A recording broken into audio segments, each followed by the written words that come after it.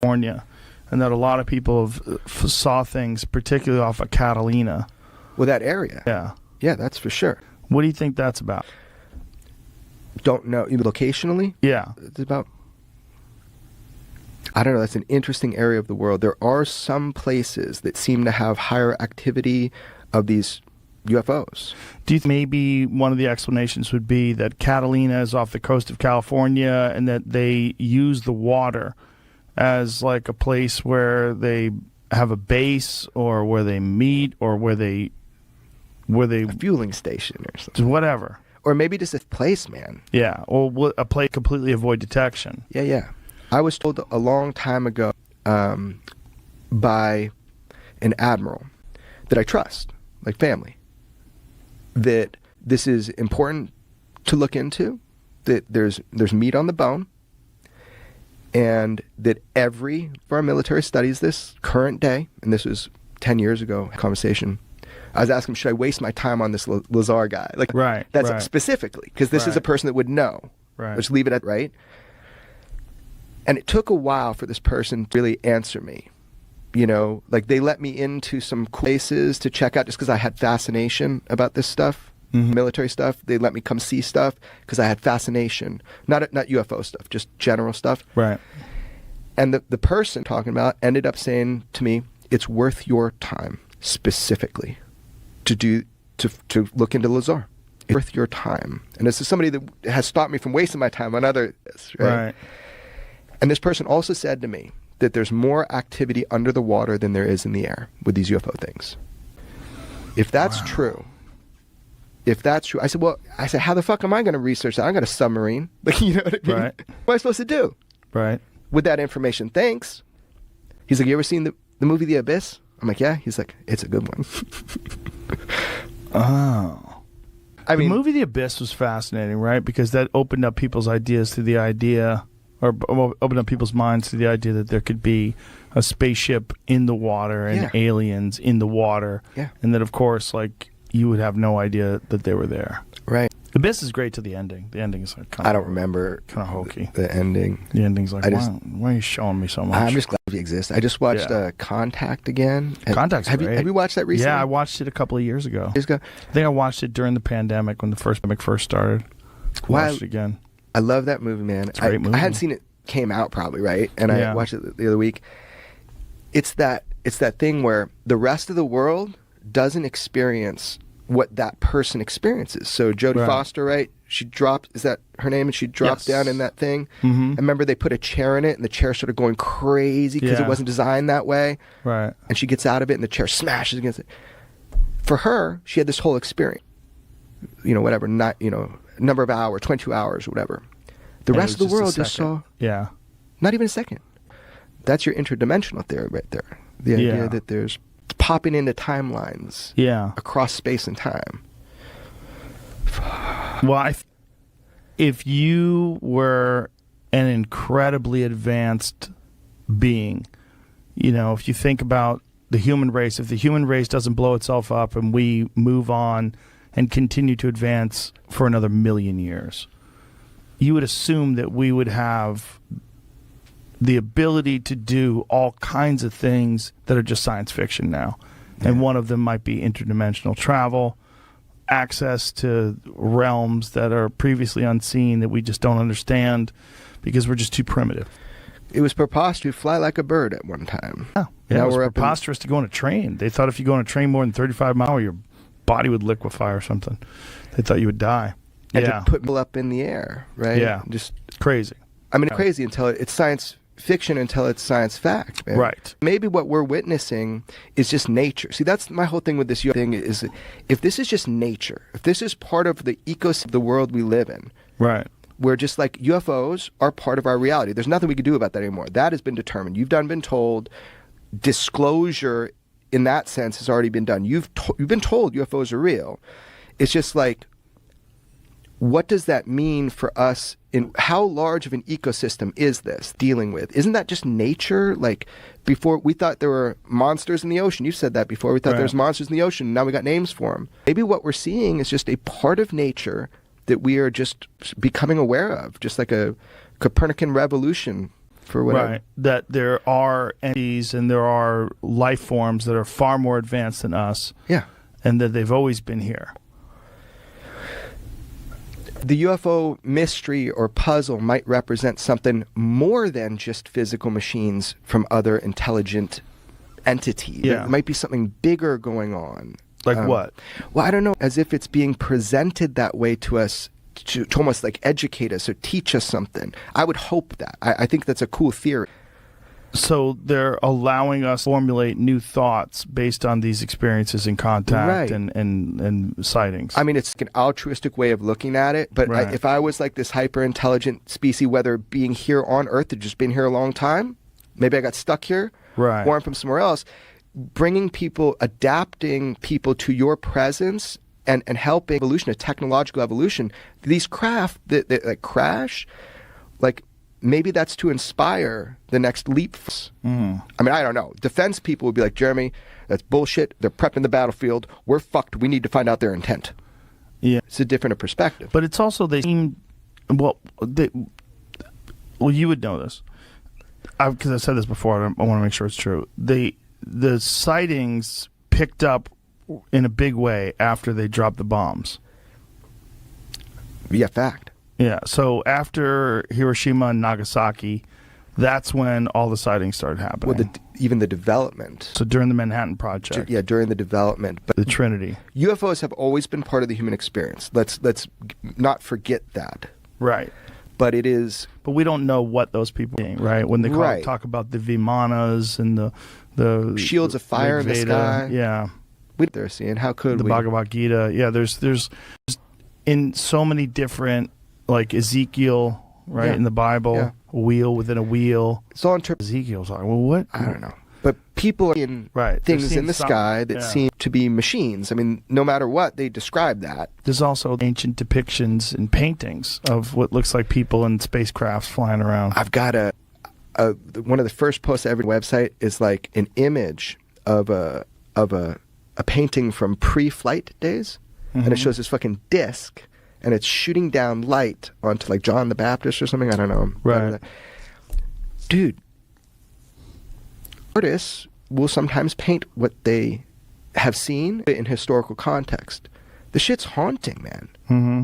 You know, what we're seeing today has been seen before. Again, I've got an article from 1960 where there's cubes in spheres that fighter pilots see. Ooh, where's that article? I'll just give, I had to get it from somebody, but do you have a copy? In your phone? I got it right here. Get it and get it to Jamie. Yeah, it's cool. It's just words. They just they tell you what the pilot saw.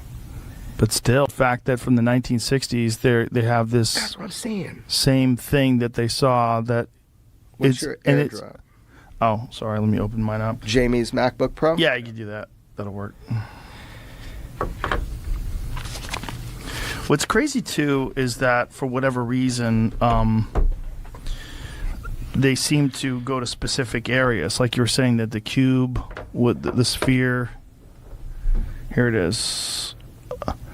2 identified pilots, one flying a Frontier Airlines plane, the other a military jet, reportedly spotted the object. The FAA at Grand Junction said the objects appeared to be spherical and enclosing a square object.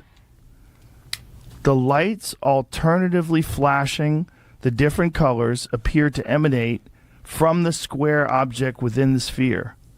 The FAA spokesman here declined to comment further on it. And then go all the way up, Jimmy, so we can see what year this is, what time the... So this is the Alamogordo, New Mexico, Thursday, September 29th, 1960.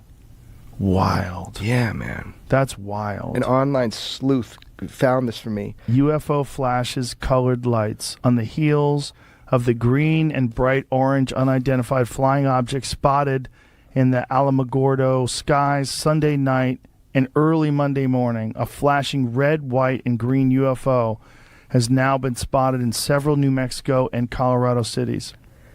Which, by the way, red, white, and green were like, oh, that's FAA lights on the stuff I released. Mm-hmm. And I'm like, really, bitch? I'm like, okay, well, look, they were doing red, white, and green back in 1960 when fucking cubes were flying around and you know. That is so wild. It's the exact same description. Yes. A cube encased in a circle. I don't even think I've one of the pilots about this. I don't know why. I've just never shared this with them. They should probably know. They've known now. Yeah. So show them. 1960. Cool. Yeah, man. Safety of flight issues. Cubes again. 1960. That's crazy. That's really wild, man. Really wild. Why are you interested in UFOs? Well, I guess I've always been. I think everybody is. Most people. If you thought they were real, you know, the people that aren't interested in them, they're not interested in them because they think it's nonsense.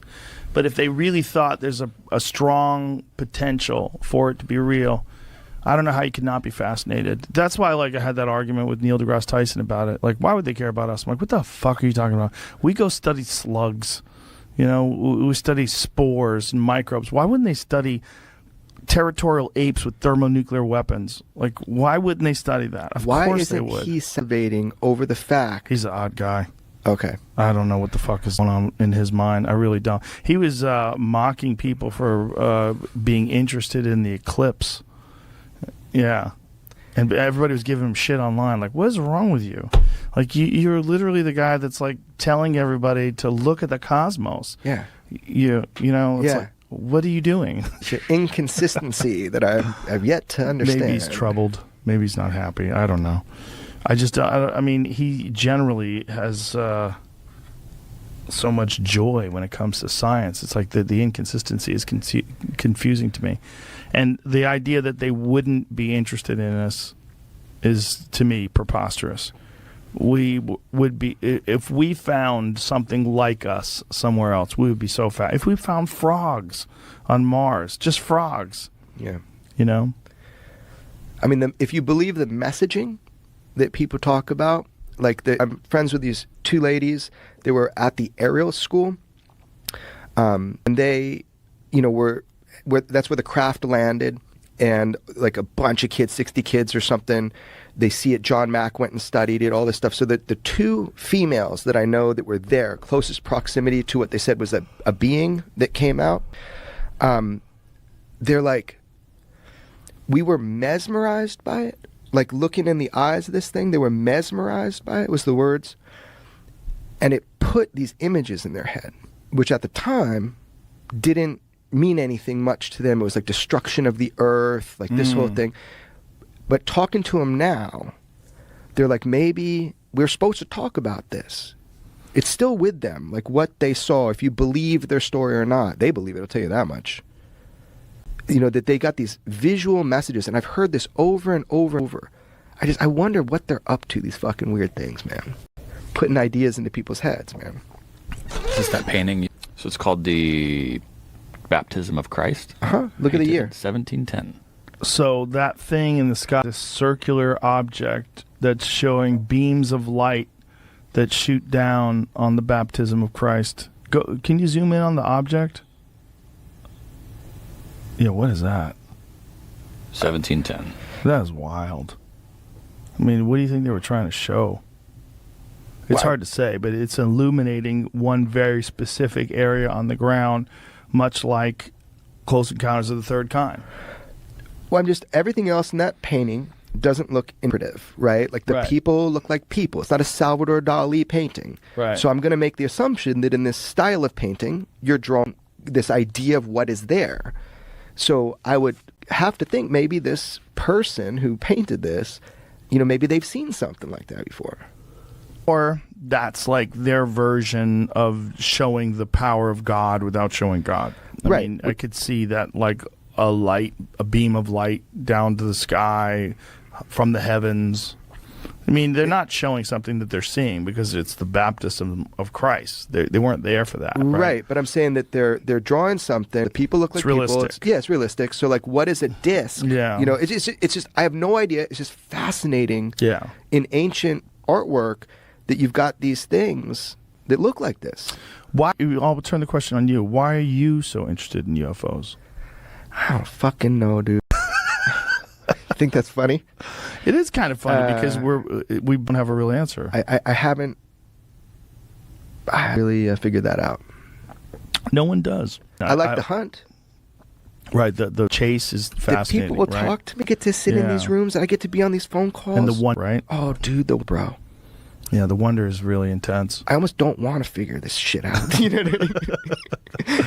Yeah, I know. Well, I kind of do want to, but then maybe the mystique will be all gone. Then we'll feel terrified. Right. They're just space whales, and they're turd. Well, no, I don't think so. I think the idea would be that we're lab rats.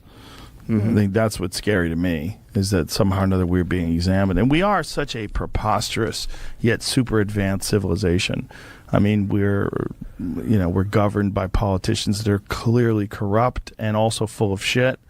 We allow those same people to control various aspects of the way we interact with other governments that could lead to mass deaths and often do. It's really wild. Like when you think about what we're doing, we use coal-powered plants to power supposedly zero-emission electric cars. It's like, are you fucking crazy? That's, and then we're terrified of nuclear power, which is probably the cleanest, safest form of power that we've ever devised. Like, we're weird. We're weird across the board. Every country has this UFO thing. Yeah? What country embraces it the most openly, publicly? U.S. The U.S. Oh, no, openly and publicly. I don't know. France has been really good about it. Brazil. Even Chinese were saying there's so much data that they're analyzing it with AI, aggregate the data. Brazil had famous crashes, right? Yeah. And out of those, some metal evidence was retrieved, correct? And I say Virginia is where the being came out, and someone got real sick from it all. Yeah, look, but there have been crashes in many of the country, many of the main countries that like we'd consider technologically advanced or whatever. Mm-hmm. So like Russia as well. Like George Knapp, remember he obtained and got out from Russia a bunch of the classified documents from the Russian UFO program.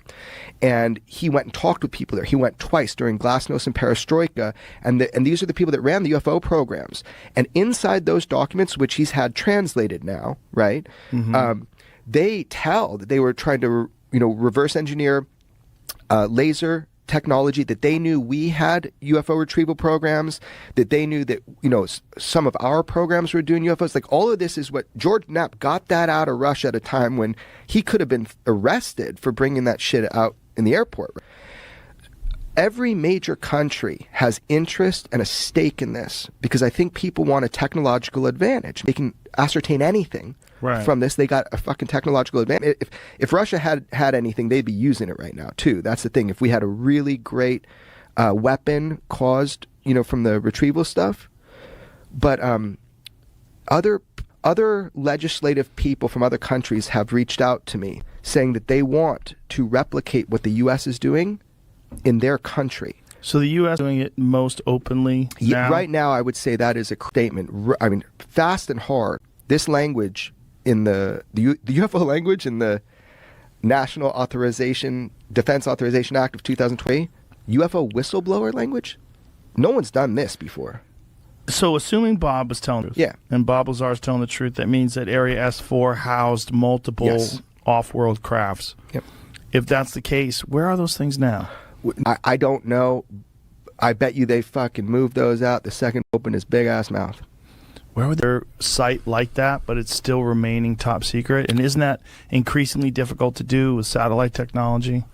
I know there are facilities that are not. We can keep secrets. We can. Our government can keep secrets. That's for sure. So there are some top secret facilities that, like Area 51, used to be speculative. Right, it was speculative until they had to acquire more land and make more land top secret around the outside of it. So they had to admit that it was there, right? Yeah. Because too many people were land grab visiting. Too many people. How much of a factor do you think you and I had in the Storm Area 51 movement? Oh, dude, the kid watched the movie, watched your podcast, and just went up and threw that shit up online. I was doing damage control, man. I mean, I got some angry ass calls. Are you going to cause problems? Kind of shit. And I'm like, no, I'm going to go manage it, man. Yeah, just go out there. Don't go every. People that want to dog me as most well known for the debacle of the Storm 50. I didn't have nothing to do with that. Nothing. But I meant in terms of like influencing it. 100%. Is that okay to say? Because that's, fuck. Yeah. Those conversations we had, I think, with Bob Lazar in particular, really fill people's minds with imagination. But look at that. And by the way, it was fun. People were really calm and nice. There were some bad actors, like people trying to stir me up, Right. You're going to go raid those kids. No, I think they were like actual probably fucking feds. Yeah, no, that's what I'm saying. Yeah, like they were telling people to storm the Capitol. Get your zip ties. Let's get in there and find Pelosi. Creepy, bro. Yeah. I got that evil bad feeling where I thought something bad was going to happen. I think anytime there's any kind of an organization, someone from the federal government infiltrates it and tries to get them to do something fucked up. Right. So that they can invade and then take people down and arrest them. I just think that's how they operate. But it was kind of beautiful, though, to people be able to get close to this like super secret gate that normally you'd be thrown on the ground in front of. And what are you doing here? And they were like, there was like a whole welcoming committee. Really? Like, oh yeah, yeah. I was standing up there. I got footage of it, man. Just who was the agencies plain clothed? Like they made sure not to cross that line. But as long as you don't even think about that, it was all hugs and high fives and let's take photos. Yeah, I got tons of photos of people there, right? I think, and they're just all, and then some people recognized one of the people that might have like like that, and then it was like more selfies. It was so funny, dude. Oh, that's hilarious. They were super kind, and I thought how cool is that they were like, no, we're just like we're cool today. You can be here today. Do you think that they know anything? Employees there? Yeah, I've a lot of employees, like former employees, current employees. And it's so compartmentalized. But one place, I don't think I should say this because then maybe they'll stop doing it. But the place where the word on the wash is strong, as they say, the bar at 51. There's a bar there? Yeah, man. It's a little secret I keep in because I know the name and I know I can describe it. So if I get somebody... So it's all military guys that go there and drink? Yes, you have to be on base. You have to be on base. But it's like it's always the bar, right, where people talk. So that's where all the rumors go. So Site 4, all that stuff, after talking maybe, 30, 40 people, current, past, all that stuff, people know that there's a facility at Papoose. They know that. So if you think that they moved everything out of there when Bob started opening his mouth in the late 80s, is there any speculation as to where they would have moved it? I have no speculation. Don't know they did move it. That's what George has said is like, oh, if it was there, it's gone now because... Where would you get? Maybe you leave it right fucking there. Right, no one there. Nobody's going there. I actually, somebody that I've spoken with, record, has gone there because they were just, they had access to... And the second they hit Papoose Dry Lake, out of nowhere, civilian contractors with machine guns and black attire... put him face down, and he's a Navy guy. He's a Navy guy with like a good access to the land of 51 because it's so compartmentalized. Usually you couldn't run around, but what he was doing, which it's not important, but he had access to more of the land. Right. He got fucking thrown on the ground. He became a believer that day. He's like, there is an instant. I just want you to know my story because he goes, I didn't see the exact thing. I didn't get that far. He goes, but if there was nothing there, where people come from. Right. So you get anecdotal. I don't know, dude. Bob. He's so gangster. I don't know if you know this, but the U.S. would never satellite time to take photos of Papoose Lake 1989, 1990. So he hired a Russian satellite to take photos. Really? He did. He hired a... How does one even facilitate that? I got to talk. I've seen the negatives. They're in L.A. and a buddy of his has them. I want the world to see them. They're pretty neat. They believe there's something there to be seen. Still? No, like in these satellites. Like it looks like a saucer. Does Earth have pictures of Area S4? Let's find out. Yeah, I'm sure. Yeah. I mean, people have taken planes and tried to come in. See, there's nothing there to see in the mountains. They've got planes close by with like long lens cameras. Are you fucking kidding me? If it says Lazar described, which by the way, I've had so many confirmations that there is a facility there like Bob described, right? Right. But if it was there, the whole point of it is to not be seen from the air. Right. That would be the whole point. Right. We have that in Switzerland too, by the way. We have like hillsides. And if you know what you're looking for when you fly in to Switzerland, you can see markings on the roads where the planes come out of hills that are completely disguised as foliage and that. The planes come out, taxi onto the roads, and take off. And from the roads. And you can see, if you know what you're looking for, when you fly over Switzerland, you can see the markers. So markers like where they're told to go through, or the markers or like the where flight the takeoff, planes, landing. Yeah, where those planes would take off and land. So like they the know. rubber where the tires hit. Like Yeah. I think where they're going to land and then hide these planes back into these hills that are retractable. Really? Yeah, man. That's what I'm told. Okay. Yeah, we'll look into it. We'll look into it. Got any? Which one? Area S4. I'm looking for that. I mean, you can see above it clearly. Let's see what that looks like. Well, I'm looking for pictures of it, but so that's it. I don't know. That's what I'm trying to. I don't think it is. Where Area 51? You actually see it. New. That's Area 51. You can actually see it on Google Maps. Oh, yeah. Area 51, you can see a lot of the facility now. And Area 51 is still active? Yeah. Oh, big time. This is claiming you can see a UFO from this picture, but this is 2010 or something. Google Maps reveals secret base within 30-meter UFO with 30-meter UFO at Area 51, claims alien hunter. Where's that? Claims alien hunter. So we got to look at sources here. What's going on? I'm an alien hunter, bro. Yeah, man. I hate it when people call me a UFO enthusiast. Waking up in the morning, fucking. I'm a UFO enthusiast. You think that's? Call me that? Yeah. Really? Yeah, I'm enthusiastic. That's their claim. Well, that's about everything, though. That's a UFO. Yeah. So that's what these things I'm looking at. I'm like, I wouldn't even stop you guys to bring this up. Okay. Waste of time. That's a goddamn building, you crackhead. Yeah, here's the other thing I found just for clarity. It says you can. This is someone tagged area or S4 on Google Maps. Like when you Google this is what comes up, but they've just circled like. Yeah, that's the hillside where people suggest it was. So you can't really see anything from the sky. Well, that would be the whole point of installations like this, which we do have. Right. According to this map, this says this is a picture from 2022. I don't know what day. I don't see shit. Right. So they're just outlining the area where it would be, but you really can't see people a damn guessing thing. Or something. Yeah. Huh? But wouldn't there be roads that you could see? Well, so so in the older footage, you can see right down to the lake, but that just means people drive down there. And Papoose Lake is a dry lake bed, correct? Right. So it's just south of Area 51. Area 51 is the box, right? So it is a designation within the Nellis base, and they're all numbered and labeled Papoose. So there's Area 51 proper with the runway, and then where Bob, would get on the bus is from Area 51, and I have people that saw him get on a bus and drive south, and then drive down to Papoose Lake. And is there a road that leads to Papoose There's two. Lake? So that one that goes along there. That's a road. There's a bunch of roads. I mean, I don't know. There. So there's a real road out there. Wow. Roads going a couple of different directions. Yeah. Wow. I just fucking A. What is going on out there? That's new developments. What is going on out there?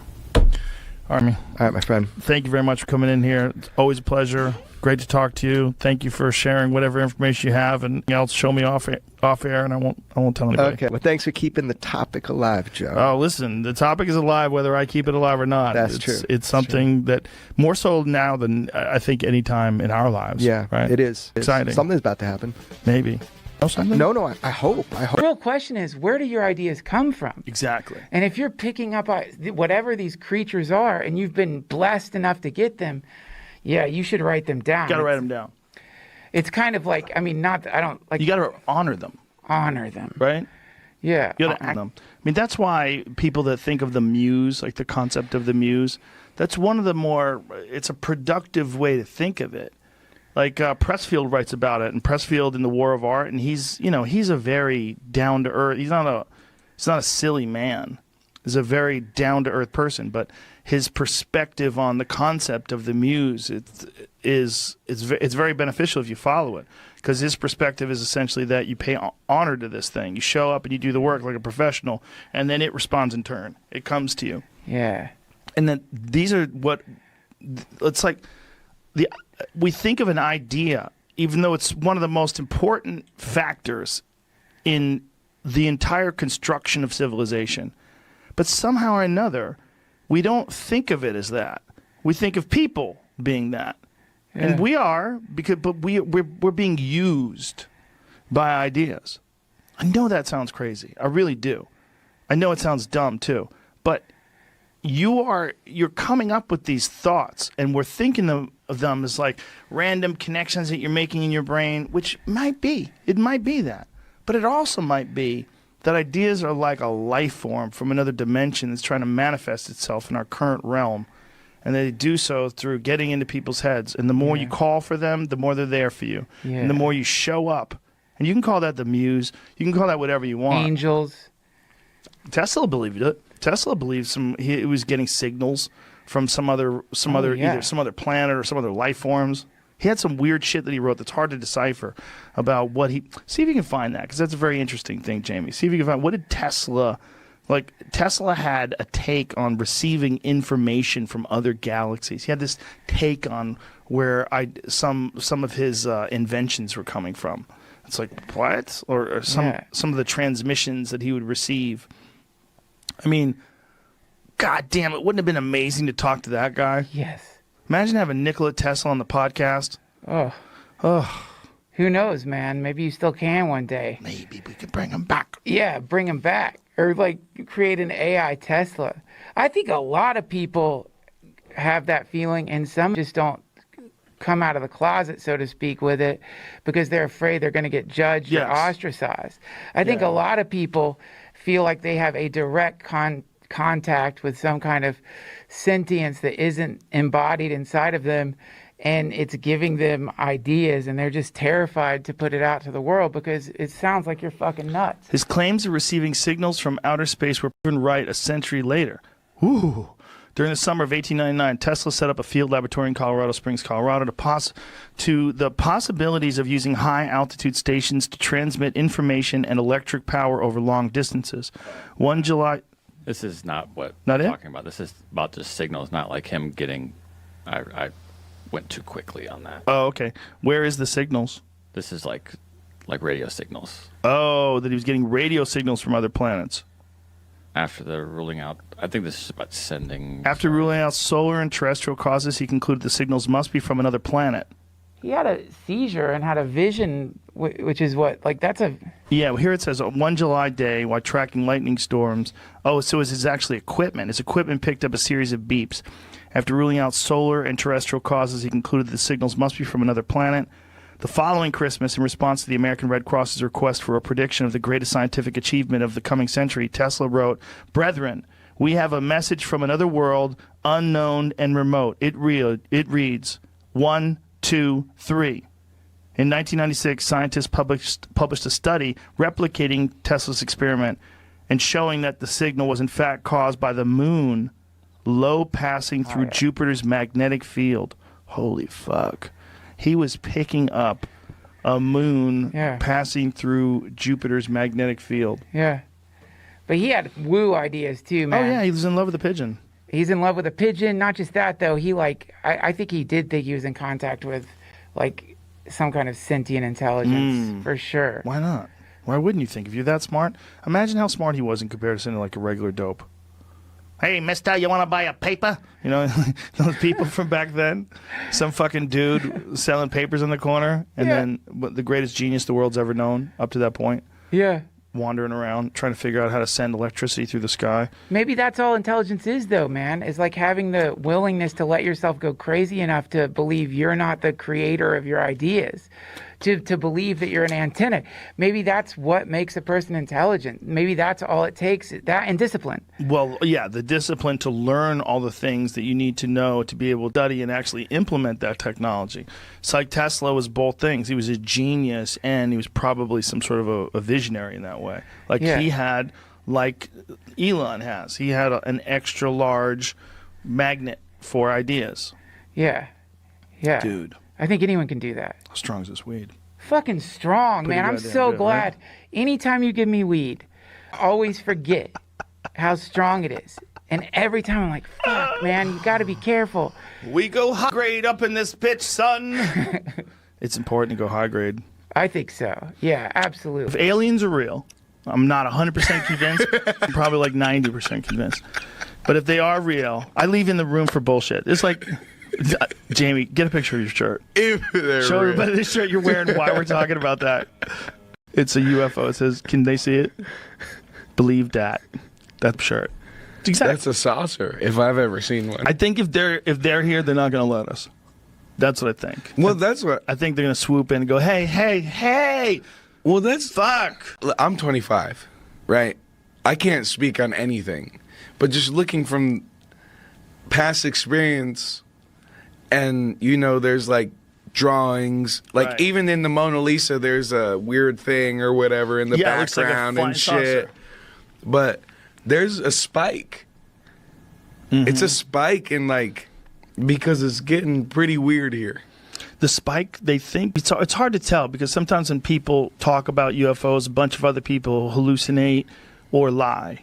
Like there's a lot of that. Right. So every time there's a real legit UFO, Right. you get a bunch of nut cases who just want to tell crazy shit Right. about being taken And I aboard see. ships. You've seen a never. UFO? Yeah. What'd you see? What'd it look like? I was probably 16. I was in upstate New York, and it would just stay there. So let me precursor this. My aunt and uncle were very strict, and we had to go to bed at a very strict deadline, probably 10 p.m. And I was looking out the window with my cousin, and it's just a light that just stays there and then just fucking goes off. I mean, it just, whew, you can't explain it. Well, you're 17 at the time? 16? Probably. How strong is this memory when you're like looking at it, when you're trying to remember it? Immediate. Yeah. But there's Sure. something there. For something took off and did something that didn't make sense to you? And then in Utah, I mean, there's shit happens all the time. I mean, even here in LA, I can't tell you how many times, because I used to live in Tarzana. So there was like a balcony here, and it looked kind of like, it sounds corny, but like a classic like force field. Whenever you think of a force field, and it just kind of goes like this, and it's kind of like a dome in a circular shape. And it just goes like this and goes back in. Whoa. In Tarzana. Look down at the fucking city. And I'm like, how did no one else see this? They might. But I was there with like fucking 4 other people, and they saw it too. The thing about unique events is if a unique event happens and it never happens again, it's hard to remember. It's hard to be sure what you saw. It's hard. But if aliens are visiting us, like how often are they doing it? Like unique events would probably be what it would be. Right. It'd be like occasionally, Right. once every 6 months, someone sees one somewhere. But they're here all the time. They probably just know how to evade detection.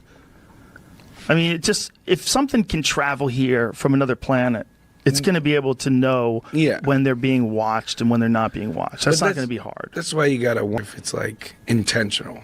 I think there's enough talk about it now that we're probably going to find out what it is in our lifetime. I never would think that before. I think the government withheld information for whatever reason. Maybe they think people are scared. Maybe they think it's a threat to the national security, to have a bunch of people worried that aliens are flying around us all the time. There's nothing we can do about it. Maybe they had a conversation and they thought maybe it'd be better to keep people in the quiet or keep them in the dark so that they don't freak out, because there's nothing we can do about it anyway. If we just tell them that there's aliens that are visiting us all the time, that's not going to be good. They're not going to pay attention to taxes and mortgage rates and the stock market. They're going to be care like, about holy fuck. uranium and there's shit. aliens. They're around us all the time. Yeah. They're going to be, people are going to freak out. So I think like little drops of like this, the recent one they said, where they what did the Pentagon just say? Yeah, literally like they 2 said fucking days ago. they covered crafts that are not from this world, not made on Earth. Not made on Earth. Yeah, not made on Earth. Yeah. They're basically saying we don't know what the fuck it is, but we didn't make it. That's bananas. And I think that's going to lead to more and more information coming out about it, where we're going to try to get a sense of understanding. Like, how long have they known this? You know, how much of like all that Roswell, New Mexico shit was true? Like, tell us what was going on. And backtracking, you got to wonder if like, we've been hiding this the whole time, or this is the first time for real that we don't know. This is what I like to think. I like to think that the people that are in charge at the Pentagon are patriots, and they realize it's probably better especially when you're dealing with the United States. It's in this kind of turmoil that they're in right now. It's crazy, between racial turmoil and turmoil with the police and turmoil with people protesting in cities and blocking traffic. There's so much crazy turmoil. They'd be like, no one's even going to notice now. Just say it now. Just say, yeah, we got UFOs. Like, everything is so crazy. The news cycle of any crazy story like this is only a few days, and then people forget. Well, or it's just people already know, and it's just normalization. And you think about movies as just normalizing you to the idea that I can't even, like the Canadian, don't quote me on this, but a Canadian, someone in office was like, there's like 7 species of aliens in the U.S. government. It would be crazy if it was true. That's, Tommy Lee Jones and Will Smith. Do y'all were remember right that? All along. Yeah, check that out. Please fact check that for me. Is he a loony person, though? I have no idea. See, people can get elected and still be crazy. That's a problem. For certain. That's a problem. Just because, like, when you hear about someone having, like, a really high-profile job and they say something crazy, it doesn't mean they're not crazy. Just because they're the prime minister of some fucking country. They could be out of their mind. What do we got? Something close to that. How close? Canada's former defense minister claims that aliens are real. Apparently, there is a humanoid-esque race of aliens called the Tall Whites living among us. Huh. It's Adam Curry. What publication is Adam this? Curry. Is this Vice? Yeah, it's on Vice. Adam It's on Curry's Vice. alien. There's a few other places. Well, There's a few. So it's like a real deal. Definitely seems like Come on. That's crazy. Yeah, that is crazy shit. The thing is that guy nuts? Like, what else does he believe in? How does he feel about ghosts? Right? When you think about like an alien sighting, like if you saw an alien and then you never saw one again for the rest of your life, it would fuck with your memory, even if the alien was real. If a saucer emerged in front of you and then took off, that's the same thing with a ghost. Like if you saw a fucking ghost, if you walked into your basement to go get a screw for something and you turned and you saw an apparition of a woman who's like staring you down. Did you ever see that Guillermo del Toro movie about the lady who's a ghost who adopts kids? No. Dude, it's a dark movie. What is it called? Mother? What is it called? It's fucking creepy. Is it? It's creepy. Do you like horror movies? I love them. Me too. I love them. I'm a dirty little bitch. I love horror movies. I think it's called Mama. Mama, yes, that's it. Oh, is that? Bro, it's so that's not creepy. with 2 Swedish kids, right? I don't. Does she have two? This is it. Two sons? Did you see this? No. She has 2 kids. No, I haven't seen that. She's well, I don't want to give it away. I don't want to give the story away, but it's crazy. She finds these kids in the woods and raises them. And she's a ghost, and it's a fucking terrifying movie. She's a ghost. Wait, yes. And so is that people a spoiler? adopt the kids. They find the kids. I can't tell you anymore. Spoiler alert. I can't tell you anymore. No, she's a ghost from the very beginning of the movie. Okay, good. Yeah, this is terrifying. Dude, it's fucking horrifying. It's a terrifying movie. Well, you get the best of both, right? You get a creepy, like, mom style, and then you get creepy kids, which are, like, both. double terrifying. What movie I I'm can't say thinking anymore of? without spoiler alert in it. I think it might be called, so it's 2 kids. It might be Swedish or, like, Norwegian or something. Is it the vampire movie? No, there's a vampire movie, a foreign vampire movie. Is it Let the One In? I think it is, or is that the American version of it? Let the Right One In is a scary movie. That's a scary movie, right? Yeah. That's a vampire movie about vampire kids, right? Yeah. Yeah. See, the thing about a ghost is if you saw one and if they're just real every now and then, you saw one and it was right in front of you, you're in the woods, you're going to walk your dog, and you see some old man with no legs floating in front of you. That's the one. Good Night Mommy. Yeah. Ah, Good Night Mommy. What's this one about? Same. I don't know. Same kind of deal? Oh, Spoiler Jesus Christ. alert. Oh, Jesus Christ. Save that for later. Did you see that? Yeah. I missed it. Some scary lady in the corner. That motherfucker out. That's Okay. a good one. I'm scared. But you see him in the woods. Yeah. Please. Yeah, if you saw some apparition in the woods and then you never saw it again for the rest of your life, it doesn't mean it wasn't real. Right. It just means it's really rare that happens. Like, that's a thing about a unique event. Like, Imagine if you're an ant your whole fucking life. Right. All you've ever known is this anthill. Everybody's chilling, working every day, chopping up leaves, going out and getting popcorn or whatever shit it finds. And then one day some comes along like Post and just stomps the fuck out of that anthill. Sure. Till that moment, all that thing has ever known was that anthill. Never even knew that it was possible for something to, because it's been alive for a couple of weeks. And during that couple of weeks, no one's ever stomped on the anthill. But then it happens. And then you realize that there's no pattern to these things. Anything can happen. Like if you're a person, aliens can land. They can land on the White House lawn tomorrow and take over the world. And there's nothing we can do about it. Like that could be our new normal. Okay, fuck masks. The new normal is there's alien spaceships that hover over every city and they tell you what to do. And you have to work for them now. Forever. To the ant argument, we're smarter than ants. Yes, we are. We're, in comparison, probably dumber than aliens are. Like, we're dumber than ants are to people. Well, you like all That's a these guess. celestial sightings. Yeah, I mean, this is all spitballing here. But celestial sightings documented throughout history. Hey, I just made a fire. This is dope, right? Fire's cool. But what the fuck is that? That has to be God. Like, man has always looked up for answers. It's true. And so that's why it's a scary thing. Because do they want to hurt us, or did we come from them? I don't think it's possible. I don't think it's impossible that we're a product of genetic manipulation. I don't know if we are. I know we're definitely primates. We're just so different than every other monkey. All the other monkeys are covered in hair. This is this weird semi-hairless monkey. You know, who knows how to use electronics? Who knows how to send video through the sky? You know that Aki? Yes. Yes. Yes. If Lou was here, I got a great friend, Lou. Shout out to Lou. He would talk your ear off about this whole deal. To an actual archaeologist yesterday. Or the Nephilim. Bradley Garrett.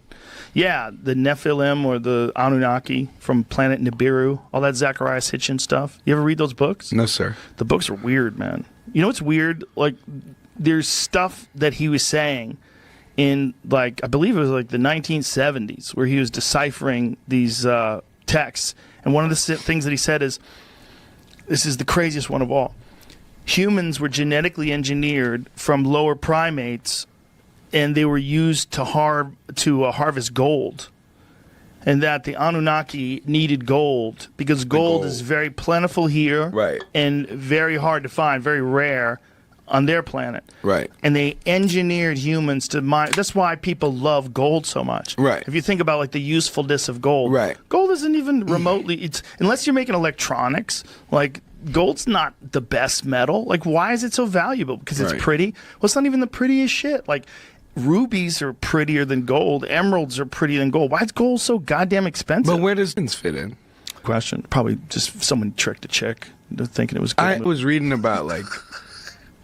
that's what... It's like one movie, she had a diamond, and then... popped off. Let me finish the game because this is where it gets weird. They said that they needed it to hang in their atmosphere to protect them from the sun because they were losing their atmosphere. Well, we're losing our atmosphere. And one of the things that scientists have suggested is hanging reflective particles above the Earth, like putting them in orbit. All like a reflective dust in orbit so that it would mute out some of the effects of the sun. So what they suggested, what he was saying in 1978 is what they suggested in like 2018. Right. So when they're talking about how to fix some of the global warming issues, they were literally saying some of the stuff that was in this book that he was reading. He's deciphering these ancient Sumerian texts from 6,000 years ago. No shit. I don't know. I was about to know if ask. his interpretation. He is just a guy who's a linguist who studies these ancient languages and reinterprets them, but it's very highly in dispute. That's the problem. Like you or I, we're not going to figure it out. We're not going to know who's right. It's too complicated. Right. But there's a website called sitchiniswrong.com, and if you go there, it refutes all of his. I don't know who's right or who's wrong, but it's interesting to see the argument. But again, whatever the fuck was going on back then, 6,000 years ago, whatever was going on, they were writing about some wacky shit. Right. You know, they were. And is the shrooms, or is that? Is it contact? Yeah. It's not impossible. We could have easily been contacted by some other life form that's similar to us, but that's a million years advanced. We could have been contacted all throughout history. Right. Yeah. 1960, whatever the fuck it was, all you would have is a drawing and a story. Imagine that. Famous people. Who the fuck knows? But now, if you look at the last 200 years, it has accelerated like a motherfucker.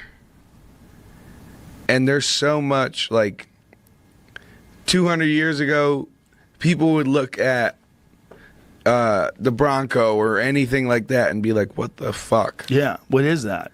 It happened so quick. It's happened so quick right now.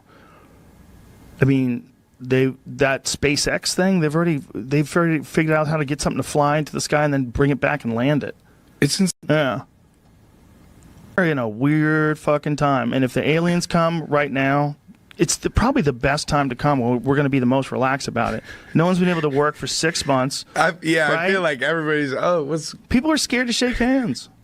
What are you going to do? Everyone's terrified. Are you going to say hi? Or are you to the aliens? Are you going to grab your bow? Oh, hi, for sure. I'm not stupid. Could come here from not kicking anybody's disintegration. Ass. Yeah, I'm not even interested in kicking someone's ass from another dimension. I just want to say hi. Tell me what's up. Tell me actually. I want to have an podcast. Can you imagine? I call Tyler up. 3 foot tall, 40-pound dude with a giant bulbous head and like antenna-like fingers, and he's explaining how they traverse space and time instantaneously. No. Can you imagine? They're making sounds, and you interpret those sounds no matter what language you're in all over the world. You instantaneously interpret what they're saying. Well, it'd be through your brain. You wouldn't be able to hear them. Yeah, they would do it through a podcast. They'd be sounds they make. They would do it through. What is this sound? And why understand what he's saying? They would hit you with some sound that's so complex you would understand exactly what they're saying, even though you don't know the language. And everybody would be like, "What in the fuck is going on?" Oh my God, there's an alien on the JRE, and that's what it would be. Me talking to some alien. They better give you some more god money. I think that's the least of our problems when the aliens come. That shit is going to be wiped off. Well, that's me gold. Yeah, we're gold miners again, folks. We're going to look for some sturdy person with a wide back. That's what's going to be valuable. Thank you. But I mean, good enough to mine gold? I don't know. You imagine if that's life in the future? They come down and go, you got 2 choices. One, we eat you. 2, you mine gold for us. Are they? Why wouldn't they eat us? They'd be like, listen, you guys are just protein. You're assholes. They eat clouds. Yeah. Or like energy. They probably just eat energy. Yeah, maybe they exist in some sort of Dude, they're probably not even fucking material. Probably. They're probably just fucking ethereal. Well, maybe they figured out a way to make life.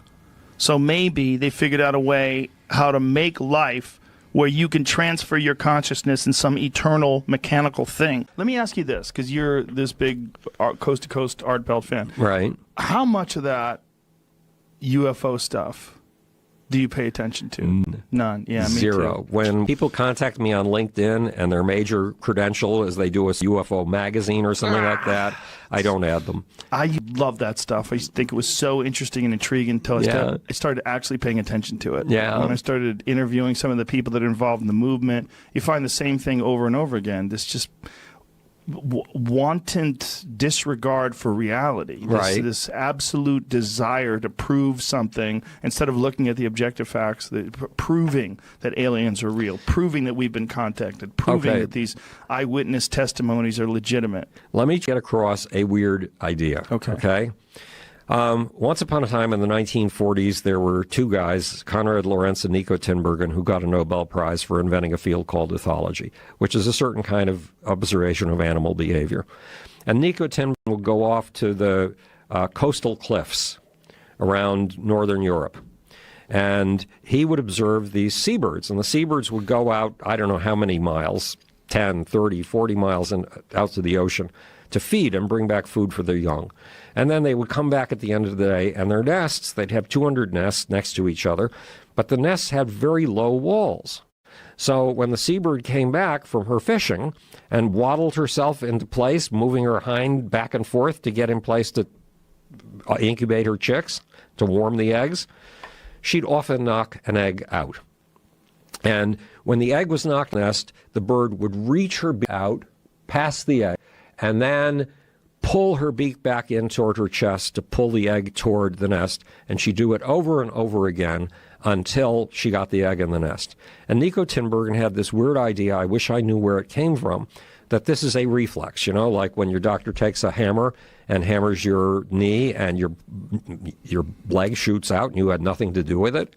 He figured this is the same kind of a reflex. And he figured that if you have a reflex, you need a trigger for the reflex, like that patellar hammer that hammered your knee. So he looked to see if there was a trigger that triggered this yanking your beak back in order to scoop the egg back into the nest. And he tried building artificial eggs to see if he could find out what the cues were in the egg that were causing this reaction in the bird. And finally, he got a super egg, which means, I mean, it was bigger than the normal egg, it was browner than the normal egg, and he'd put the real egg. Now, if you're the bird, that real egg has your genetic legacy. It's your genetic future. A lot is riding on that egg, a lot of you. And the phony egg. And the phony egg would attract the bird so strongly that she would ignore her own egg and yank with her beak until she pulled the phony egg into the nest. Oof. And they continued to do research with this kind of thing, and they discovered that they could trick some songbirds into taking a basketball into their nest. And then when the poor little birds tried to get on top of the basketball to incubate it, they would slide off and they'd be very frustrated and they would climb back on again and slide off again. The phony eggs like fake tits. Those things called supernormal stimuli. And the idea is that they bring these reflexive reactions. Yes. Hitler was doing underlying what I was doing, dancing on that stage, underlying what you do in front of an audience when you get incandescent and lose yourself and something else talks through you. All that is related to some supernormal pattern in us. Yes. So Hitler was basically saying the world is about to end and the kingdom of God is coming. Except the kingdom of God, in his case, was the world will be controlled by the master race, the blonde and blue-eyed Aryans, and all other people will be slave people or will be exterminated. But it was this golden paradise that he was inviting the Germans to, in which they ruled the world because they were born to rule the world. So, and how did you grab the stimulation? Super stimulus. So the supernormal stimulus of this artificial egg is like supernormal stimulus of this extreme behavior at the podium that attract people in. And basically, Hitler was saying, was talking about the equivalent of extraterrestrials. He was talking about this magic quality of the Germans. He was talking about the shared soul of the Germans and how the people in Wagner operas and the gods of the old Germans had been in the souls of these people, and he was evoking the group soul, the Zeitgeist. The case is the Volkgeist, the spirit of a people. And the flying saucer people are after an end of the world in which the world will be remade. And a guy named, well, there was a Jewish kid from a backward town, a really backward town, who only had been trained in manual skills. And he started preaching. And he preached that the world was, as we know, it was about to end, and we were about to enter a new kind of paradise. And because he was Jewish, he figured it's got to happen at Passover. Because at Passover, you put out a cup for Elijah, and Elijah's there to precede the Savior, the guy who will save the Jewish people. So he went up to the holiest city in Judaism, to Jerusalem, and he had a dinner, this Passover dinner, and they put out the cup, and that's when the kingdom of God was supposed to arrive. His prediction of a kingdom of God arriving at that particular Passover ceremony turned out to be utterly wrong. And in fact, the Romans seized him and nailed him to a cross. And he died. It was the opposite of everything he'd predicted. But the religion he'd put together was, and the religion really that Paul put together, because Paul was an international figure. You know, he was comfortable in the global world of the Roman Empire. But what Paul put together around Jesus was a supernormal stimulus. And it evoked a supernormal response, a supernormal reflex. And the flying saucer ideas that, you know, here we are on Earth, but there's this race that's above us that can save us, that's pushing at the same buttons. Hitler was pushing at the same buttons. The world, as we know, is about to end, and there's a new paradise, and the Germans will rule everything. So we are built to receive certain kind of stimuli. God knows how we got built that way. And when I went out in quest of the static of God, the gods inside of us, at the age of 13, I was looking for those supernormal responses in us, and for the supernormal stimuli that evoked them. And when you're doing art, when you're doing commentary, when you're doing comedy, you are hitting the buttons. You are creating supernormal stimuli. You are testing out jokes until they reach just the right shape. And you know what you can feel in the audience, what that shape is. And then you repeat that shape, knowing what its impact is going to be on the audience. I wrote a new book. It took me a long time to write all of my books, including How I Accidentally Started the 60s. And by the way, it isn't the same 1995 manuscript. I had 20 years of additional processing and was able to put a lot more meaning into the book. And hopefully it's still really funny. But I was able to write a book in 6 weeks. The first draft of 178,000 word book. And a normal book is 90,000 words. So it's almost twice the length of a normal book. And I was able to do it because I had told all the stories in the book. And I had felt out how the audiences responded to the stories. And I knew the words to use, and they were a well-worn path in my brain. So I simply put down on paper an oral vocabulary. But it's the audience who shapes you by giving you feedback. And eventually you perfect something so it's like Nico Tinbergen's super egg. I mean, Nico Tinbergen was eventually able to make eggs, super eggs, that had day glow on them, had polka dots on them, that were absurd, but they still had the ability, the way that flying saucer myths have the ability, to evoke this sense that there is a paradise beyond the world that we know. Don't you think of supernormal stimulus that when you see, like a preacher on the pulpit that's screaming with confidence, when you see any of these things, like even when it comes to fake breasts, like you're seeing something like, you know what you want a woman to be good at bearing children, right? To have the right hip to waist ratio, that she's designed to breastfeed, she has large breasts. Right. Even though you know it's fake, it still hits whatever that genetic button is inside of your head. Yep. And the alien theme, the idea behind it, the archetype, is kind of like Space Daddy. Right. It's like, I know we're stupid, but just like this guy who's screaming on the pulpit has all the answers. Like, thank God someone has all the answers. Well, Space Daddy is for the atheists. Right. Space Daddy is for the people, you know what, I've listened to all these people down here. I think they're full of shit, but Space Daddy's going to help us out. Yeah, what's the general idea? Is that what it is? Yes. And when you, as I said, when you fashion a joke, you're fashioning it to be a supernormal stimulus. But Space Daddy might be real somewhere because we're dealing with extraordinary numbers. Okay, science person. Okay. I have to tell you that there's only one place in which we've ever discovered any evidence of life, and it's here on Earth. So I'm a skeptic of being anywhere. Right. Now, changing to a different scientific perspective, there's this thing that I call super simultaneity, super synchrony. And when the universe starts as a rapidly expanding sheet of nothing but space and time. It's space, time, and speed. That's all it is. And when it precipitates in quarks, which is unlikely, how can space, time, and speed become particles, quarks? Right. The fact is that there are only something like 16 different forms of those quarks, and there are a gazillion of identical copies of each quark everywhere, and they all sprang into existence at the same time. Fast forward a couple of million years. Galaxies all are pretty much the same, and all of them spring into existence pretty much at the same time, at least the first generation of galaxies, ignite within those galaxies, all following pretty much the same principles. They're all just big gravity balls.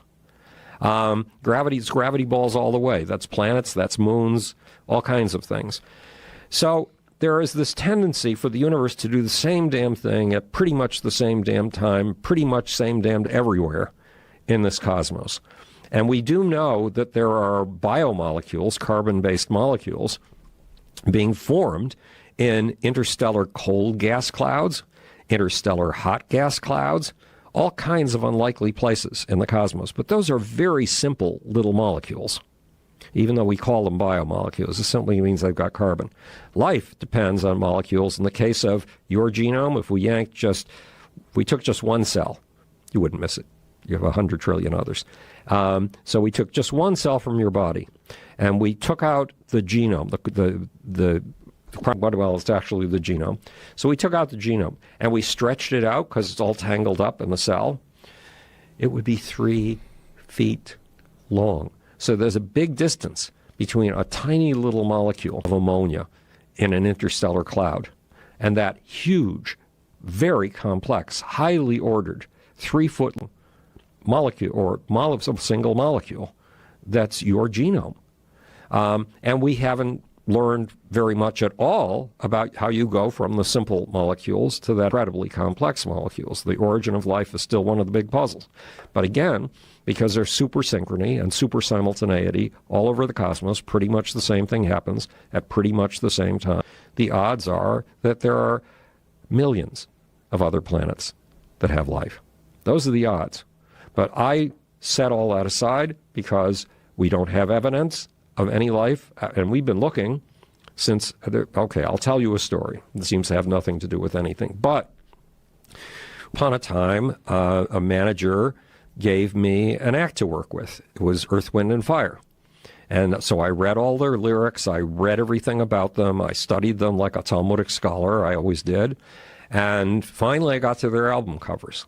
And when I got together with the leader of the band, Maurice White, for lunch, because I hadn't yet learned to set up my boundaries and tell people I'll only work with you if I can see you in your own environment for between 1 and 3 days. That wasn't quite at that point yet. I sat with Maurice and said, Maurice, if I've got you right, you believe that approximately 11,000 years ago, people from another civilization, someplace else in our galaxy or beyond our galaxy, came to this Earth and brought us all of our technologies and left the messages of their technologies in the pyramids. Have I got that right? And Maurice smiled, and he said, yes. So I said, okay, there's this scientist from Cornell University, and he has just had a tremendous success with a science series on PBS. It's the most watched series PBS has ever had. And he's trying to put together an organization to find extraterrestrial intelligence. So if I introduce the two of you, would you be willing to do a benefit concert for him? Because right now he's struggling to get money together. And Maurice said yes. So we tracked down Carl Sagan's summer cottage telephone number, and I put together a conference call between Maurice White and, oh God, what's his name again? Billions and billions and billions of planets. Carl Sagan. Yeah. And as soon as Carl got wind of where Maurice was coming from, pseudoscience, the conversation was over, because Carl was already gambling too much on ideas that could get him totally laughed out of science. So it was unfortunate, but that was the early 1980s, probably about 1980. Didn't he just sit down with Maurice and sort of explain what we know so far? Was Maurice's stuff? Was Zacharias? It's all kinds of. It's everywhere. Right. You can find it all over the place. But did he have like a source? Not that I asked him. No, I was too busy trying to put this thing together. And it was unfortunate. Yes, it would have been neat if the two had been able to sit down and talk. But now I'm more, the thing I've become obsessed with lately is the skepticism about UFOs. Yeah, that's why I wanted to talk to you about this, because you told me that you've discussed with UFOs recently. Oh, yeah. And it's Believer? Yeah, totally. Really? UFO phenomena is real. I don't know what it is, but it has to be real. Why is that? Because there's way too much evidence that it is real. What evidence? Radar evidence that the F-16 locked on a UFO, that footage. And also just, like I know that a friend of ours, I don't know if she wants to say it, but her father was an air traffic controller. And he told her, they said, yeah, every air traffic controller has seen something. Yeah. And I had another friend whose father was a commercial pilot. And she said, yeah, my dad said every single pilot has seen something. And they've all been told not to say anything about it.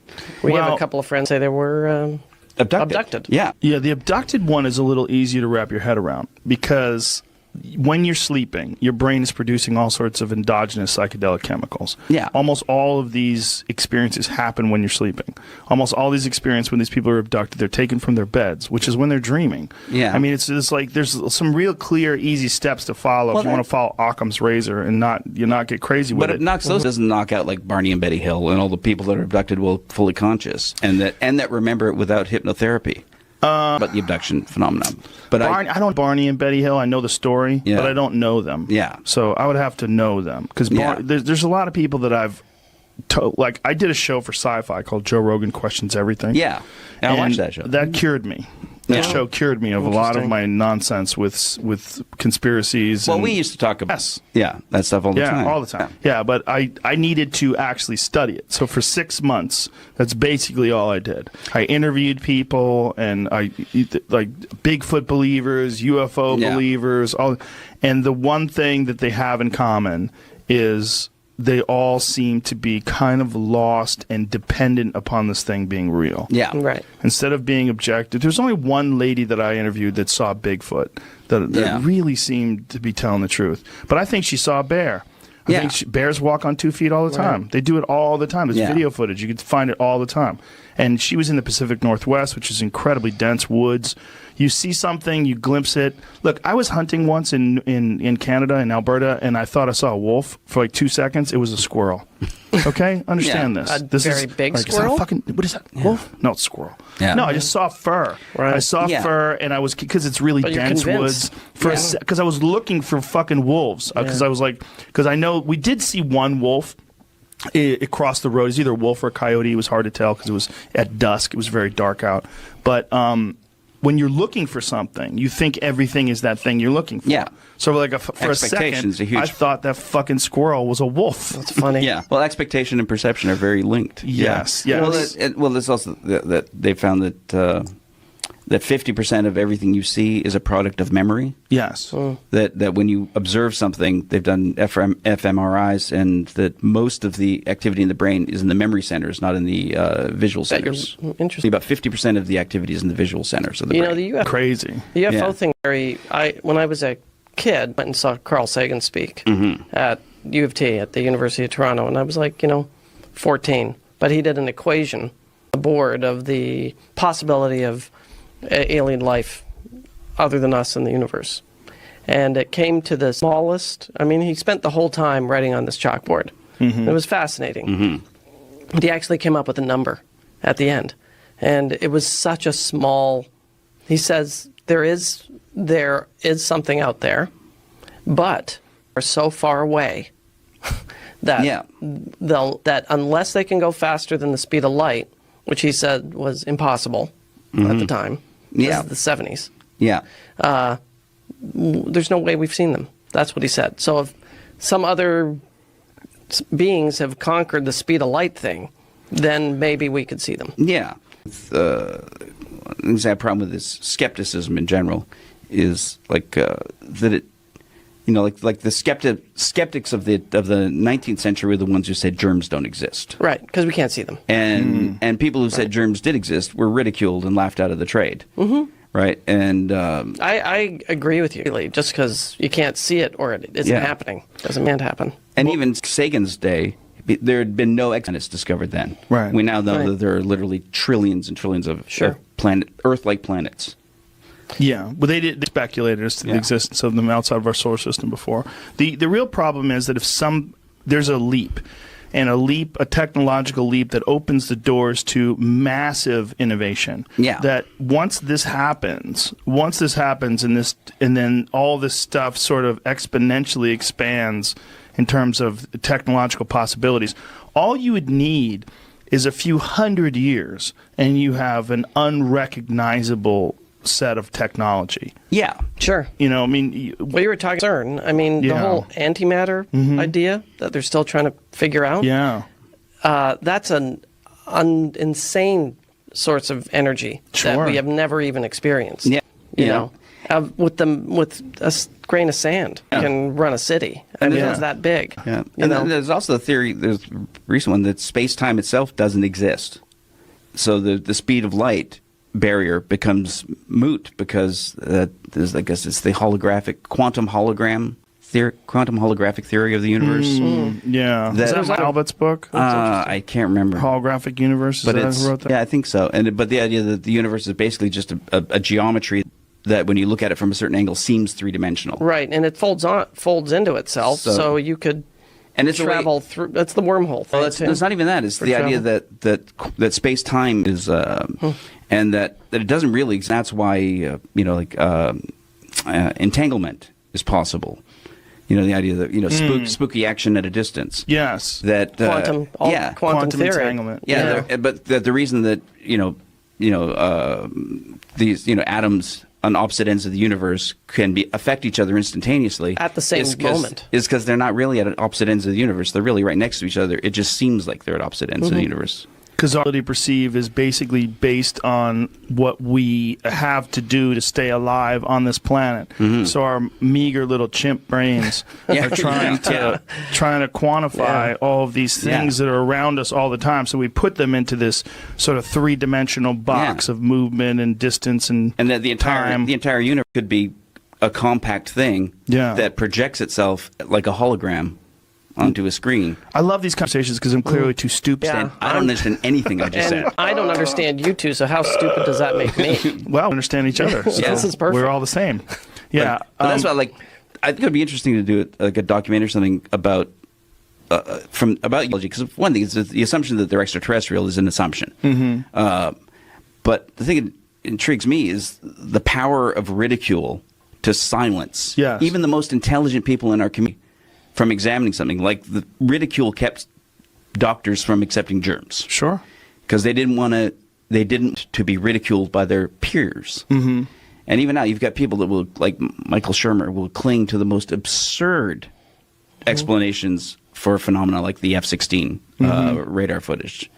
What was remember it, but it was pretty. It really went to great lengths that entailed having to basically diminish any respect you had for any of the people who reported on the events. It had to go into character assassination in order to eliminate it. He's a skeptic, and I like Michael a lot, and he's been on the podcast many times. But I actually had him debate Randall Carlson and Graham Hancock about these ancient civilizations, and it wasn't very good for him. Like there was clunky moments. Well, the problem is they're believing. The problem is being a skeptic itself. It's a stupid way to look at the world. It's actually sure about something. I mean, you be objective, right? Don't be skeptical, right? Being skeptical is like, I don't know, but I know for sure that that's not true. But it serves a massive purpose for people that really don't understand things, and he can explain it to you with actual science. As long as the actual science is being used, and it's not character assassination, it's not mockery, it's not.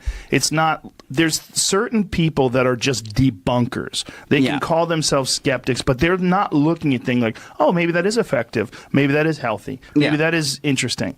No, they don't look at it that way. No. They're looking at it, they're trying to pick it apart. And that's fine if you can pick it apart. But if you cannot, you have to be objective about the fact that, oh, well, this is a very interesting phenomenon, and this is what we know about science, and this is what we know about this thing. And right now we have a weird conundrum. Did Jerry, God's man, did he... Eric Von Daniken. Was he a believer? 100%. He's all in. Still in. All in. I asked him, the first thing I asked him, I said, what is Can I pause? Yeah. I have to go pee. Go. The first thing I asked him was, what is the most compelling piece of evidence? And he pointed to this a Mayan stone plaque that's in Palenque. I don't know if you've ever seen it. Is it in the book? Yeah, it's a god, one of their former kings that is lying on his back, and looks like he's moving some. Jamie, see if you can find that thing. It's this really cool carving that they found that looks like there's a guy who is in a seat, and it looks like there's fire behind his back, and you could say say that he's manipulating controls on a ship, and he's shooting a rocket into the heaven. I would like to see what the mainstream version of that is, because also it could just be art. Imagination. It could be that they knew about certain things being propelled by fire. There it is. Yeah, that's it. If you see this, that's a big ass stretch to say that guy's in a spaceship. I don't know what the fuck that is. He's sitting down. Looks like an altar, kind of, to me. He could, yeah, but it does look like he's looking through an eyepiece, right? That's true. But what does that mean? Is it a telescope? Maybe he's just got a telescope. Maybe it's just an astronomer. Yeah, it is possible. I don't think they had telescopes. No. I don't think a telescope was even invented till... No. Did they even have glass at that point? Oh, I don't know. Well, I don't know if the Mayans did. Wow. But that was his number one piece of evidence. I was like, that's kind of silly. I mean, when we were kids in the 70s, Bigfoot, and Chariot to the Gods and everything was so new. Hey, look at this image. Look at the bottom of it, even from below him. Which flame? Yeah. Where's the flame? I guess the flame is the shit at the very, very bottom. But I mean, I'm not even sure I buy that. If you were going to draw fire, you'd do a really shitty job if that's your fire. That doesn't really look like fire to me. That looks like could be anything. An ornate seat. Right. Or something. Right. If that's fire, like, what is all the stuff around him? What's all that stuff? That looks kind of mechanical, though, right? It looks like there's bolts. It does. Did they have a fire god? Maybe they drew the fire god. It looks like a monkey kind of face. With titties. Monkey's got some titties. Oh, now I get it. Right? Yeah. And then the monkey's... Is that his teeth? It's the first Hooters. They look like arms, actually. Right. Yeah. It does. It could be arms. But that's the point, is it's so open to interpretation. There's so much that you could see if you're looking to see. But what I do see is this guy who's... He's reclining in an odd way. Yeah, he's chilling, sure. and it looks like he's looking through something. What's that thing hanging across him? Do you see that thing across his arm? Yeah, I don't know what the fuck that is. But here's the thing. I don't think anybody knows what the fuck that is. But so for him to say that this was the number one most compelling evidence... I mean, were people getting high at this point? Oh, yeah. So, I mean, that could be just some guy got high and LSD. Carved something. Yeah, they were taking different kinds of plants that had lysergic acid in them. So what is this obsessing, what is your more recent obsession about UFOs? What's the origin of this? Part of it is just the fact that the evidence, just the evidence itself, says you have to take this seriously, and yet no one does, or very, very few people do. I mean, even like again, that F-16 footage, that even Neil deGrasse Tyson, who is a great skeptic, said on one of the late night talk shows, he said, well, if you really want to look at the possibility of some non-human intelligence, that F-16 stuff is pretty compelling. The F-16 stuff. What is That's the stuff that To the Stars Academy put out. It was the CIA. Oh, yeah, Tom DeLonge? Yeah. He's easy. I've never met him. Is he? Oh, yeah. Very nice guy. What do you see in the footage? He's a very nice guy and a brilliant musician. Yeah. And he's a loon. Yeah, I've never he's met him. a fucking full-on believer. I mean, he left Blink-182 to go do this To the Stars Academy shit. He's the biggest goddamn rock band on the planet. Okay, here's something interesting about this. And this was pointed out by a video film by a fighter jet shows an unknown object near San Diego. Video from 2004 was released by the U.S. Department of Defense. Wow, the way it moves. There's something about the way it moves is really weird, huh? Could it be a jet, though? Jets can move that way. One of the pilots told the media the object was not from this world. Yeah. And here's the thing. It's like the skeptics, in order to dismiss it, they have to go... Well, they have to make arguments that jet fighters are not better observers than anyone else. Mick Ward's take on that. Mick Ward, the guy who he runs Metabunk. He runs a debunking site. And he's another one of those guys that is all in with the the conventional explanation. Like he goes way out of his way to not look at anything that could be at which least is the opposite of Occam's conspiratorial. razor. Yes. Occam's razor says, that if you have to go to great lengths to dismiss something, right, that's not following Occam's razor. Right. The razor says if the jet pilot says he saw this, he saw it. I think he had an interesting take on it, though. And one of the things is there's a time during the video where the pilot shifted from 1x to 2x, which makes the image move more because you have magnification. Like, have you ever used magnifying glasses or binos? Like, if you use 15x binos, it's very difficult to hold on a subject. Steady, But 6, you can kind of look at things in the distance. Yeah, but that's if you don't have about $3 worth of stabilization equipment on your jet locked onto this object, right? Which is why that stays in lock. He had an explanation though that was kind of interesting. And when it breaks free of the lock, how does it take off? Unbelievable. Does it just take off or something like that? It just at one point, just the object just breaks free of the lock, and that's almost impossible. I have a question. It's impossible for anything that man has built to do. With the quality of cameras today, why is this footage so shitty? This is infrared footage. Yeah. Infrared. Yeah, I mean, you need this when you're shooting at things in the sky. You can't rely on visualizations. You're looking at heat. You can't heat signals. Because visually, it's so far. It would be essentially escaping invisible. the rabbit hole. How to debunk conspiracy theories using fact, logic, and respect. So what is he saying? The program. Make that a little larger for my stupid eyes. It said, for Ollie, make sure you are talking about the right video. There's two that are confused. Here we're talking about the gimbal video, which is not from the Nimitz incident, which is discussed here. So scroll down a little bit. The gimbal video is that's the one we're looking at. It's an unknown date and location from unknown pilots. No, the TikTok one is from San Diego. Known pilots. Yeah, 2004. Okay, that's David Ferver. The media's discussed these videos. Tom belongs to the stars. The link contains the frames. What's in? Keep going. The black shape on the object, some kind of infrared flare glare. We know the shape of a very bright infrared source. Like the engine of a plane can be much bigger than the object itself, as explained here. Okay, so there's like a flare. Mm-hmm. That doesn't explain the movement. No, it doesn't explain the movement. It doesn't explain Occam's razor. Yeah.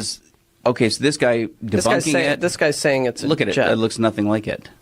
The movement's well, even if it is a jet's not capable of breaking free from the lock, right? Yeah. If we lock onto it. And if you look at that, you can see the jet. His example debunks his debunking. Right. Need not be moving. Yeah. The video need not be moving. And it's also the assumption that this guy, doing probably a few hours research, has come up with something that is more credible than a trained fighter pilot who is there visually seeing it. What do you think it is? And tracking it. If you had a guess.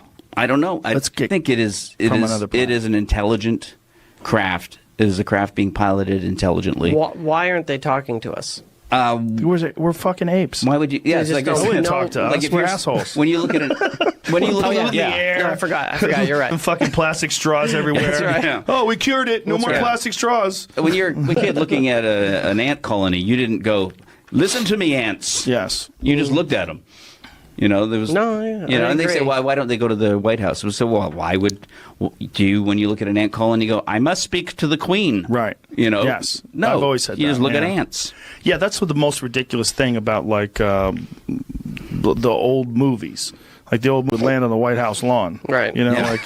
Yeah. Like what is Day the Earth Stood Still. That's it. Yeah, Baratu Niktu, whatever that thing was. Klaatu Barata Niktu. Yeah, that's the Day the Earth Stood Still was like what is that 1940 or something? 50s, 55. Fucking great movie. I watched it really recently because it's a Christ. I love Christ parables. Christ stories are great. He was a Christ parable. Yeah, well, his name was John Carpenter. Oh, that's right. Was it? JC. That's right. Christ was a carpenter. What do they do? Don't they shoot that object out of his hand the first second he pulls it out? Do you remember he has that thing that's going to cure cancer? Yeah, they shoot him. They shoot it out of his hand immediately. Yeah. And then at the end of the movie, he is killed and resurrected. Right. Yeah. They shoot him and he comes he's back taken to by life. the robot. Takes him. Yeah. The robot.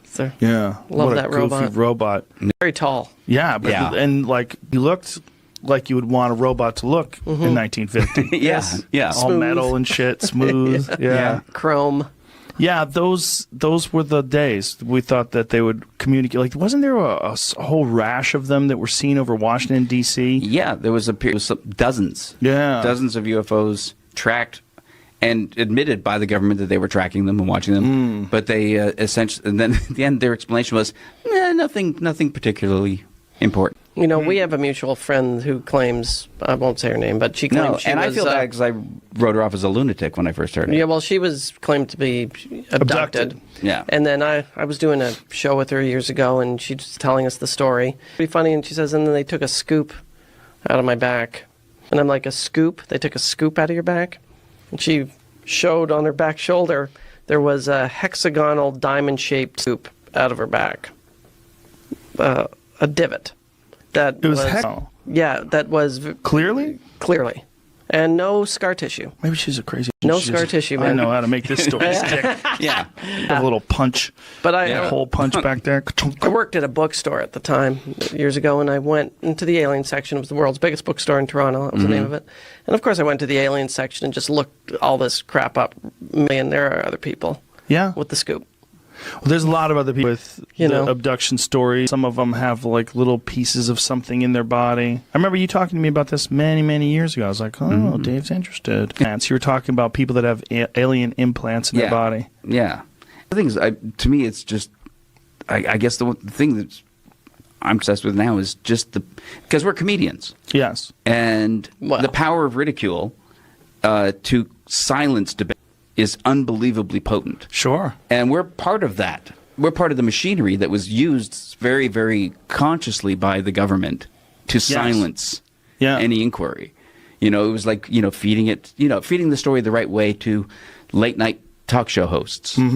Made it so that nobody would talk. Government consciously fed those ideas to like Johnny Carson and those folks. Yeah, of a pro, of that they, to make the UFO phenomena ridiculous. Do you think they did that to avoid mass hysteria? Like if you're the government and you know there's nothing out there, but you see these people freaking out, you go, okay, look, we've used all of our military might, all of our scientific power, and we don't see shit. I'm not buying this, but these people are freaking out. This has the real potential to get out of hand and go sideways on us. Let's just start making fun of this.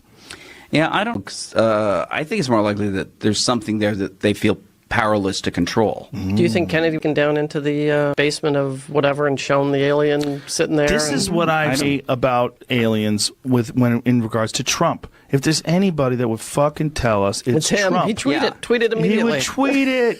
He would tweet it. Looking at an app. UFOs are real, but CNN is fake. Yeah. I mean, it would still. The failing New York Times fails to find UFOs because I'm they're looking real. at one right now. I'm at Area 50. Does have the evidence. They are never going to show it to Trump. Right, that's the problem. Yeah. Like, what's the point in being president if you can't find out about UFOs? Yeah. If I knew that to become president meant you get all the access to UFOs, I might go, huh. Yeah. Okay. It's so I'll make a try for that. No one gets it. Like I mean, Jimmy Carter, said he had a UFO experience. Yeah, he saw Did? it, right? Yeah. He said he saw something. But see, that was back in the 70s where everybody was seeing shit. They were all talking about things. It was part of the zeitgeist. It was. People were legit, like after Close Encounters of the Third Kind, especially, people were legitimately thinking that aliens were going to come.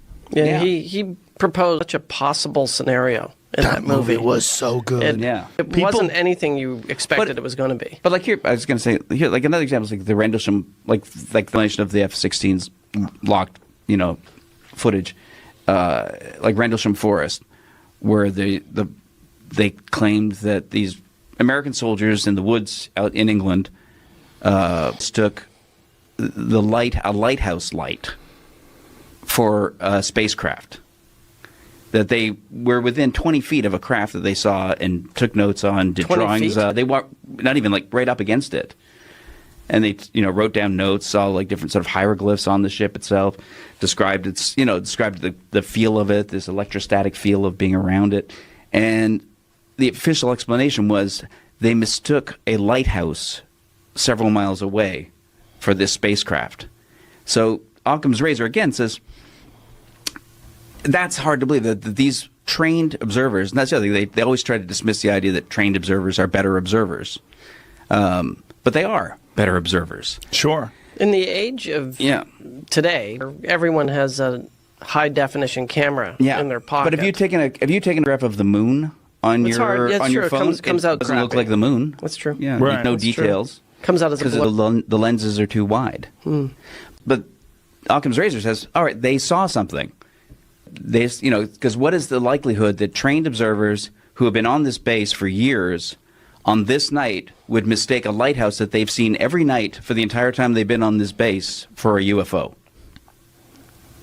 I mean, what is the likelihood that that explanation is correct? I'm not a Rendlesham Forest. Yeah. Say it. Bentwoods. Rendlesham. Rendlesham. Rendlesham. Rendlesham Forest. Yeah, it was Bentwoods. It was 2 nights. Sounds like a character actor on Columbo. Where there was and it's a nuclear installation. And Rendlesham Forest. The nuclear installations are always ripe with UFO stories. Yeah. What year was this? This was in the 80s. 1980. Yeah. Interesting. And it's, and it said, obviously the obvious explanation is, well, not the explanation, but the only thing you can accept is that these observers saw something and described it accurately. Is it something that had crashed? If you want to say that, no, it came down, was landed in the forest, and took off. What do you think of the Roswell case? The night before that, Roswell, I think it's probably true. Real? You're all in. Yeah. Wow, Dave, I never knew. It's interesting. Again, because the cover stories for it are so much less believable than an alien. Yeah, I used to have a joke about that they put on the paper that they have recovered a crashed UFO and alien bodies. And the next day they said, we made a mistake. It was just a balloon. Well, what about the bodies? Yeah. What about the aliens? It's a balloon. Yeah. Those are Mexicans. Yeah. They were Mexicans. They were drinking. Apparently they thought the balloon was a piñata. They got a little crazy. Yeah. So I'm believing you right now. But we just invented some new stuff out of nowhere. And then 30 years later they go, they were altitude dummies that we were dropping. That's right. To test how they would fall. And now we have there's an invisibility cloaks. Well, they showed up again the next day with a bunch of weather balloon scraps. And they're like, look, this is it. Yeah. Oh, the guy holding it up like a little... But what they don't tell you is that they flew the wreckage out to Wright-Patterson Air Force in 2 separate planes and that Truman met them there. Yeah.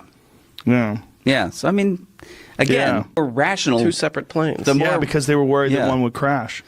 The weather balloon thing is not as rational as something weird happened. Listen, I want to be an alien so bad that I question myself. So that's my problem. I want to be that stuff. But I won't I'll be skeptical about stuff that just seems crazy, or people that believe sort of ascribe some sort of metaphysical explanation for all this. My thing is just, well, if the preponderance of the evidence says something happened, but doesn't tell you what happened, then you still have to believe something happened. Not knowing what happened isn't evidence that it didn't happen. And yet you're still a flat earther. Well,